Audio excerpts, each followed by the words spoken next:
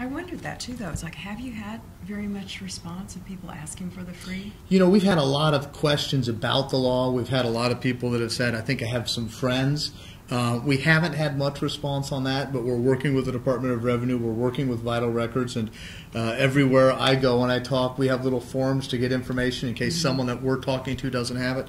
We're putting information about contacting us. It's not only at your public library. It's not only going to be at, I think we sent out 40,000 copies of the flyers to DMV locations across the state. We're working with you know, the University of Missouri Extension offices.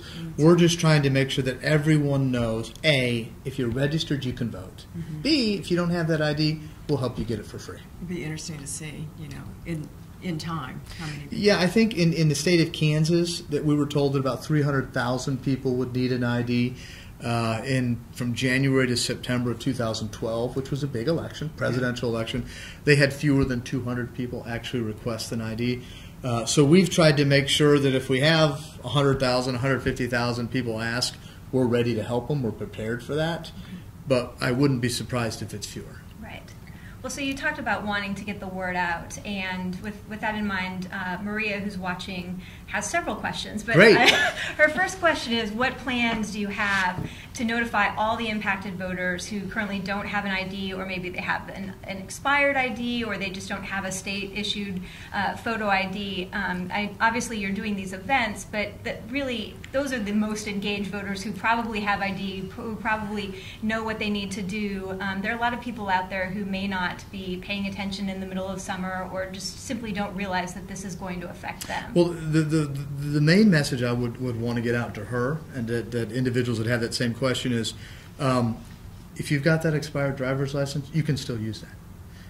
I'm going to keep coming back to the same thing that I'm going to say is, if you're registered to vote, come to your polling place. There's a way that you will be able to vote, and your vote will count regardless of whether or not you have that ID. But after you've done that, you're going to get a letter from our office offering to get you that free ID if you don't have it, and hopefully she would accept that help. We'll give her that. She can use that new ID next time, or she can continue to vote with that old ID she was using previously. Well, and I know that some groups have raised questions about whether the state really allocated enough money for you to put the word out, and also for you to issue those free state IDs. Do you need more resources to do this? I mean, you have somewhere in the six-figure range, and perhaps you need a lot more than that to really reach everyone. We're in the seven-figure range, actually. So we had over $1.5 million that was appropriated to the Secretary of State's office for this.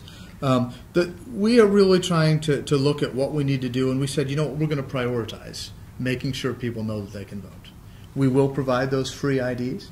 The legislature has given us their assurances, both the House Budget Committee and the Senate Appropriations Committee, that if we need more funds to do that, they can reimburse us for that, and they'll do the same thing to Vital Records and the Department of Revenue.